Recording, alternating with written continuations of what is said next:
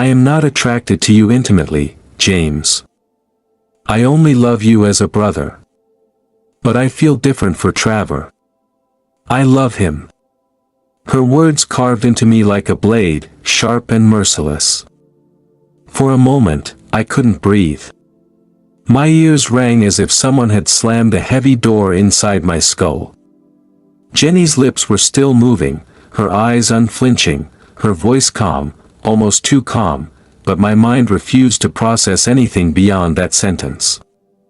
The girl I had loved since I knew what love was, the girl who had been my best friend, my confidant, my everything, was telling me she felt nothing for me in the way I had hoped. Instead, she loved another person. Travor. The man I had welcomed into my life, trusted as my brother. I sat frozen, staring at her across the small table in her dorm room. My heart pounded against my ribs like it was trying to escape. My tongue felt heavy, useless. What could I even say? That she was wrong. That she didn't mean it. That after everything we'd been through, this was some cruel test. But no. Her eyes told me the truth. Jenny wasn't confused. She wasn't making a mistake. She had made a choice, and it wasn't me. And that was the moment that changed my life. My name is James. And before I tell you how I survived that moment, and the chaos that followed, you need to understand who Jenny and I were. Because to really feel the weight of her betrayal, you need to know how deeply our lives were woven together from the start. I grew up in Charlotte, North Carolina, in a neighborhood where families knew each other, doors stayed unlocked, and children ran freely from one yard to the next. My parents were close friends with Jenny's parents. From cookouts to church picnics, from summer camping trips to Christmas dinners, our families were always together. And then there was Jenny. From the time I could walk, she was at my side. Blonde hair that caught the sunlight like gold, a laugh that could lift the heaviest mood, and a stubborn streak that rivaled mine. We built forts out of couch cushions, played hide-and-seek until dusk, and shared secrets whispered under covers during sleepovers. Everyone joked that we were like an old married couple even as kids. From elementary to middle school, our friendship was legendary. Teachers paired us up for projects because they knew we worked well together. Friends knew where one of us was, the other wouldn't be far behind. If I was invited to a birthday party, everyone assumed Jenny was coming too. But while everyone saw us as inseparable, what no one knew, not even Jenny, was that I had begun to feel something more. At first, it was subtle. The way I noticed her smile lingered longer in my mind, the way my stomach fluttered when she brushed against me. Then it became undeniable. By the time we reached high school, I knew I was in love with her. I tried to bury it, terrified of ruining what we had. What if she didn't feel the same? What if confessing pushed her away? Losing her as a friend seemed worse than keeping my feelings locked inside. But love has a way of demanding to be spoken. And eventually, I couldn't keep it in any longer. Looking back now, with everything that happened, I wonder if that was the moment fate began its cruel game. The moment I chose to step across the fragile line between friendship and love, I unknowingly set us all on the path that would one day lead to that gut-wrenching sentence in her dorm room. But at the time, I didn't know. All I knew was that Jenny was my everything. And I believed, foolishly, blindly, that she felt the same. Because here's the truth, betrayal doesn't hurt unless it comes from the people closest to you. And Jenny was as close as it gets.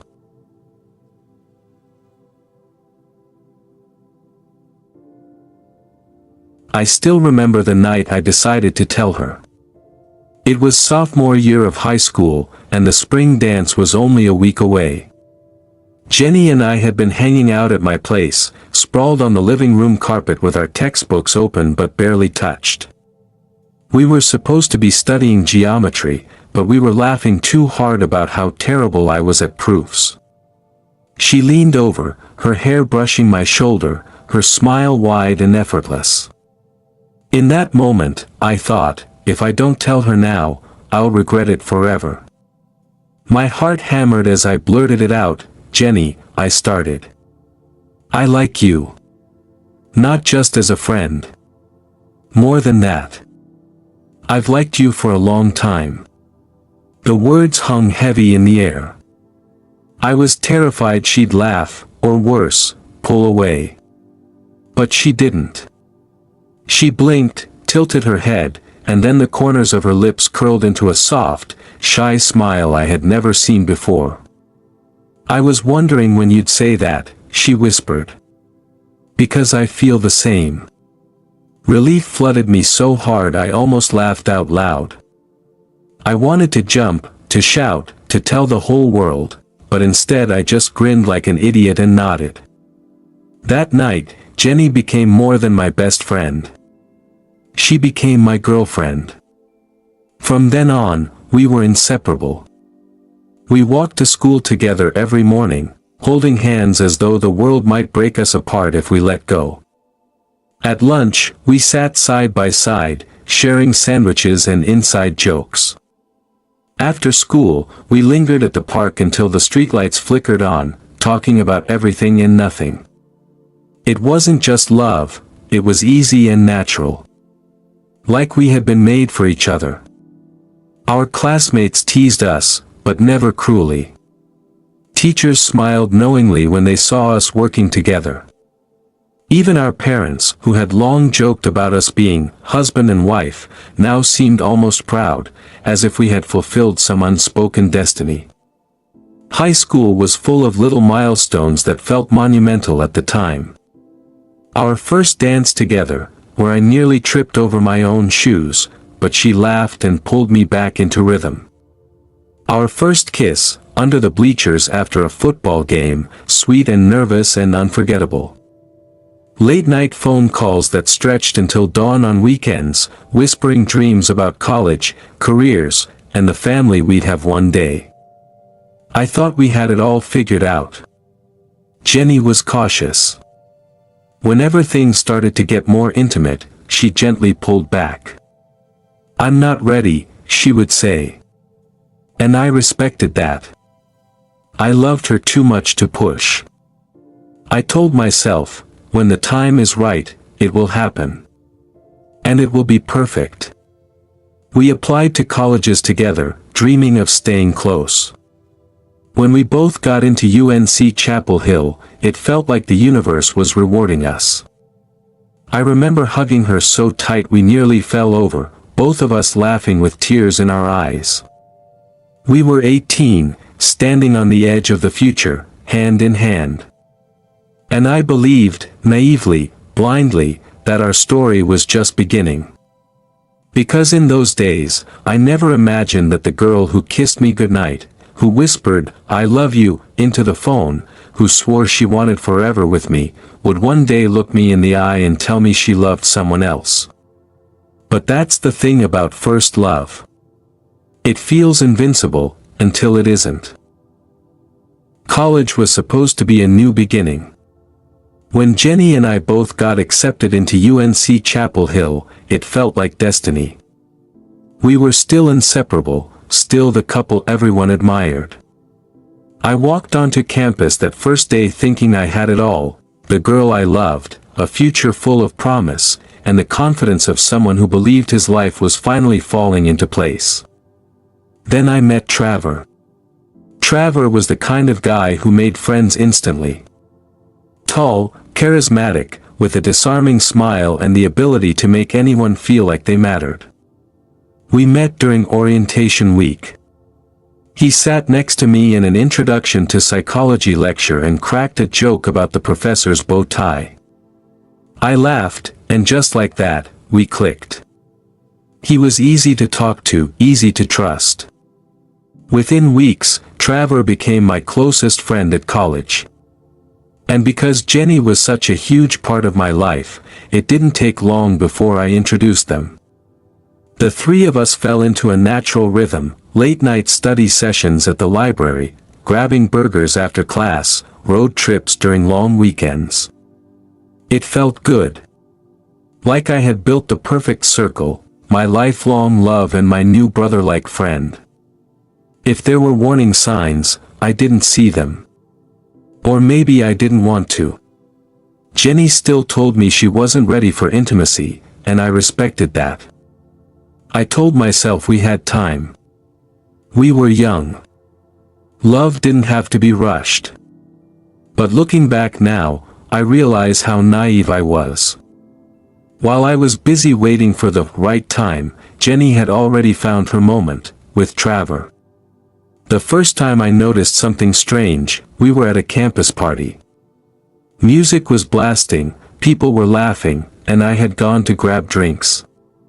When I came back, Jenny and Travor were standing closer than usual, laughing at some private joke. Their eyes lingered a second too long. I brushed it off. They were my best friends. Why wouldn't they be close? The truth came crashing down one quiet afternoon. I was in the quad, sitting alone, when Vera, a mutual friend of Jenny's, walked up. Vera was beautiful in an understated way, with warm brown eyes and a gentle presence. She had always been kind, but distant. I knew she liked me, though she never crossed any lines because I was with Jenny. That day, her face carried a weight I hadn't seen before. "James," she said softly, sitting beside me. "There's something you need to know. And you're not going to like it." I frowned. "What are you talking about?" I asked. She hesitated, biting her lip. Then she met my eyes. "Jenny and Travor. They've been seeing each other. Behind your back." For a moment, the world tilted. "That's not funny, Vera," I said, laughing nervously. But she didn't laugh. Her expression stayed steady, her eyes full of pity. "I wouldn't lie to you. Everyone knows. People talk. I couldn't stand watching you be the only one in the dark." Her words struck like thunder. My chest tightened, my stomach twisted, and my hands trembled. I wanted to scream, to call her a liar, but deep down, something inside me already knew. The signs, the excuses, the closeness I had brushed aside, it all came rushing back with brutal clarity.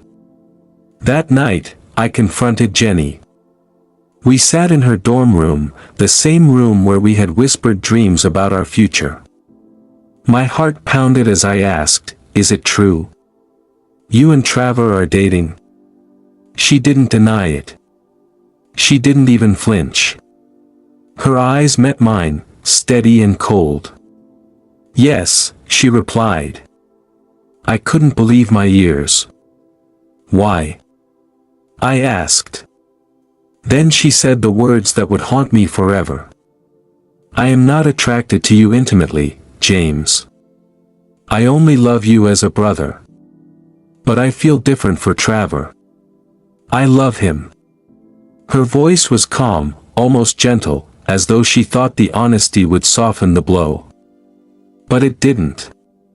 It was a knife plunged deep, twisted mercilessly. I stared at her, numb, waiting for her to take it back, to laugh and say it was a mistake. But she didn't. She meant every word. I stumbled out of that room broken. The girl who had been my best friend since childhood, my first love, my supposed forever, had chosen my best friend over me. And while everyone else had known, I was the fool who trusted too much. That night, I didn't sleep. I lay in the darkness, my chest aching, my mind replaying her words over and over. "I only love you as a brother. I love him." Each repetition cut deeper. By dawn, I wasn't just heartbroken. I was hollow. Because it wasn't just about losing Jenny. It was about losing Travor. Losing the trust one had built my life on. Losing the belief that love, our love, was unbreakable. And worst of all, realizing I had been the punchline in a story everyone else already knew.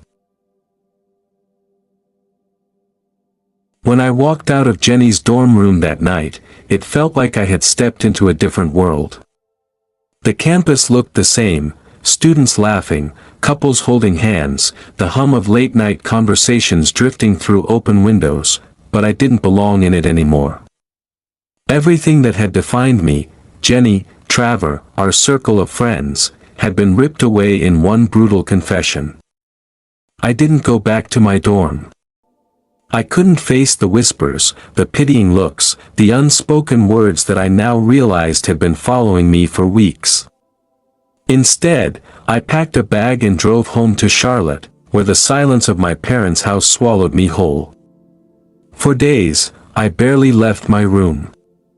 My mother asked so many times if I wanted to talk, but I couldn't talk. What could I say?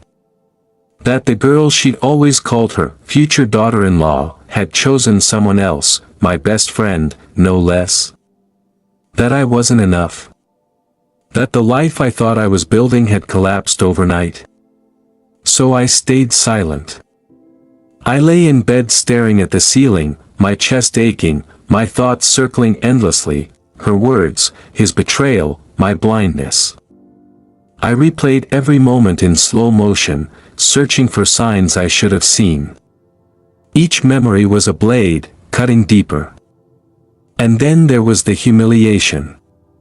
I couldn't stop thinking about how everyone knew, how my so-called friends must have laughed behind my back while I clung to a fantasy. I was the last one to find out, the fool who trusted too much. That thought burned worse than the heartbreak itself. Jenny never called. Travor never texted. The silence from them was its own kind of cruelty, confirming what I already knew: they didn't care. Not enough to check in. Not enough to see if I was even breathing. But Vera did. It started with a knock at the door one afternoon. My parents had gone to work, and I was home alone. When I opened it, there she was, holding a plastic bag with takeout. "What are you doing here?" I asked her, standing by the door. She looked me over. "You've got to eat," she said simply, brushing past me into the living room. I wanted to tell her to leave, to let me suffer alone. But the smell of fried chicken filled the house, and my stomach growled in betrayal. I sat across from her in silence as she unpacked the food, acting as though this was the most normal thing in the world. We didn't talk much that first day. She ate, I picked at my food, and then she left with a quiet, "I'll check on you tomorrow." And she did. Day after day, Vera showed up. Sometimes with food, sometimes just to sit with me in the silence. She didn't push me to talk. She didn't offer empty platitudes. She just was there. And slowly, the silence became less suffocating. One evening, I found myself speaking without meaning to. "I feel like a fool," I admitted, my voice hoarse. Vera looked at me gently. "You're not a fool, James. You're someone who trusted the wrong people. That doesn't make you weak, it makes them cruel." Her words hit differently. They didn't erase the pain, but they eased the shame I'd been carrying like a second skin. Over the weeks, Vera became my anchor.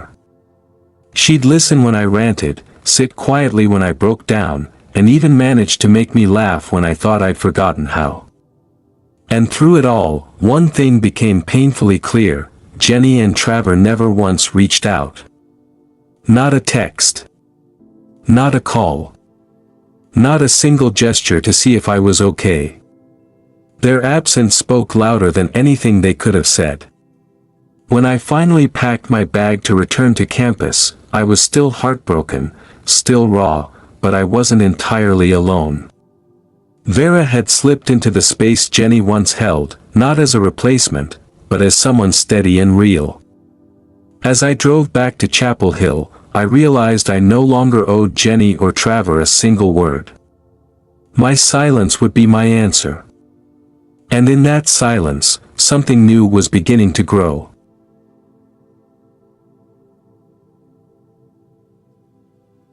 Walking back onto campus felt like stepping into enemy territory.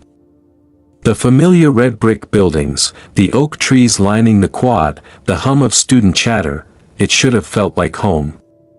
But after weeks away, I saw it all differently. The same paths I'd once walked with Jenny now felt tainted, haunted by memories I couldn't shake. I kept my head down, moving quickly from class to class, avoiding eye contact. It didn't take long to notice the way people looked at me. Some with pity. Some with curiosity. A few with something else, guilt, maybe, for knowing the truth before I did. And then there were Jenny and Travor. I saw them once across the quad the day after I came back to campus. Jenny's eyes flickered toward me, searching for some sign of anger, some invitation to talk. I gave her nothing. Not a nod, not a word. Just silence. Travor, beside her, shifted uncomfortably, his usual swagger replaced by something brittle. They didn't approach me. They avoided me as much as I avoided them. And that was fine. If silence was a weapon, I wielded it with precision. Every time I passed Jenny in the hallway without acknowledgement, every time I ignored Travor in the cafeteria, I felt a small spark of control return. Words would have given them power. My silence made them invisible. But while I turned my back on them, I didn't face this war alone. Vera was there. At first, we kept things quiet. We studied together, ate meals together, sat side by side in lectures. To anyone watching, it looked like friendship. But beneath the surface, something deeper was building, something neither of us could deny anymore. One night, after a long study session in the library, I walked her back to her dorm. We stopped at the steps, the glow of the lamppost soft on her face. She looked up at me, her eyes warm, steady. And before I knew it, I leaned down and kissed her. It wasn't planned. It wasn't even something I thought I was ready for. But in that moment, it felt right. Her lips met mine, gentle at first, then lingering, as though she'd been waiting for me to realize what had always been there. When word got out that Vera and I were together, it spread like wildfire. At first, I didn't care. Let them talk. But soon, the whispers grew louder, impossible to ignore.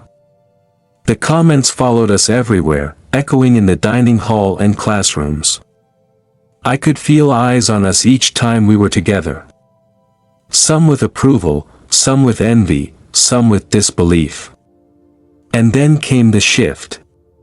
Jenny. She couldn't handle it.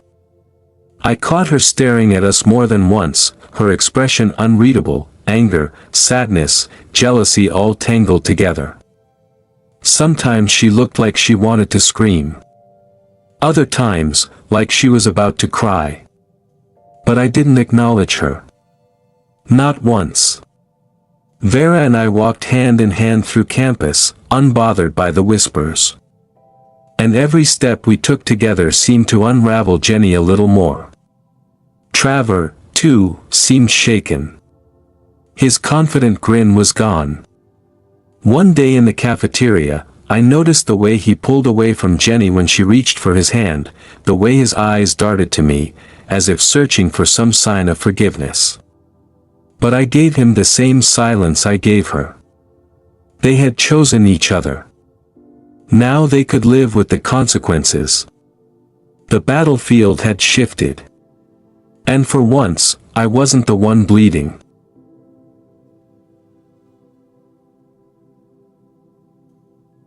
Then came the confrontation. One afternoon, Vera and I were sitting under the oak tree near the library, our books open but forgotten.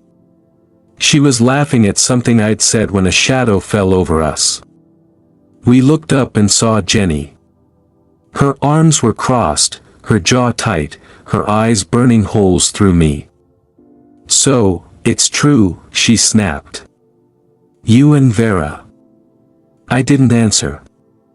I just looked at her, calm, collected, the same silence that had driven her insane for weeks. Jenny scoffed, shaking her head. "You don't actually think she wants you, do you? She's just filling a gap.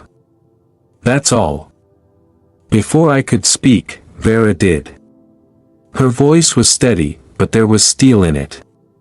"James doesn't need defending. But let me make one thing clear, what we have is real. And unlike you, I don't play games with people's hearts." Jenny's face flushed crimson. The next day, she cornered me alone in the hallway. "James, please," she said, her tone softer now, almost desperate. "I messed up, okay? I didn't know what I wanted. But I know now. It's you. It's always been you." Her eyes brimmed with tears, her hand reaching for mine. Once, those words would have been everything I wanted to hear. But now, they sounded hollow, rehearsed, too little, too late. I pulled my hand back. "You made your choice, Jenny. And I made mine," I said to her. Her tears spilled over, frustration mixing with heartbreak. "You don't mean that. You can't possibly love her. Not like you loved me." I met her gaze, steady. "You're right. I don't love her like I loved you. I love her better." Word of Jenny's outburst spread quickly. The humiliation was too much for her. And Travor? He couldn't handle the embarrassment. A few days later, he approached me. Alone. "James," he started, his voice low, hesitant. "I'm sorry. I screwed up. I never should've. I don't even know what I was thinking. Jenny, she's a mess right now. And honestly, I don't even know if I can deal with it anymore." I just stared at him.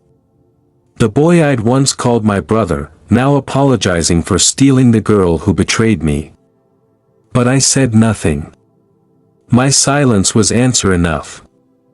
He lowered his head, defeated. And for the first time, I saw him as he truly was, not a friend, not a rival, not even an enemy. Just, small. It didn't take long. Jenny's breakdown, her desperate attempt to win me back, was the final crack in her relationship with Travor. I heard about it before I even saw it. Whispers in the lecture hall, murmurs in the cafeteria, everyone knew. Jenny chasing me while still clinging to Travor. It was a humiliation he couldn't carry. One evening, I passed by the quad and saw them. Jenny, crying. Travor, pacing. Few days later, the gist of their breakup spread. When I heard the news, I felt nothing. No satisfaction. No joy. No revenge. Just emptiness. Jenny avoided me after that, her pride too wounded to face me. And Travor? He faded into the background, ashamed, a shadow of the boy I'd once called my brother. But Vera, she was different. She stayed. She leaned into me when the weight of betrayal tried to pull me under. She reminded me of who I was before Jenny, before Travor, before heartbreak became my shadow. And slowly, I began to heal. We walked together across campus, hand in hand. We studied late into the night, laughter replacing the silence that once filled my days. People whispered about us too, but this time, the whispers didn't sting. They felt right. One night, as we sat under the same oak tree where Jenny had confronted me, Vera rested her head on my shoulder and whispered, "You deserve better, James. You always did." For the first time in months, I believed it. The rift between Jenny and Travor was theirs to mend, or not. Mine was already healed. Because what I lost in betrayal, I found again in love. And this time, it was real. The end.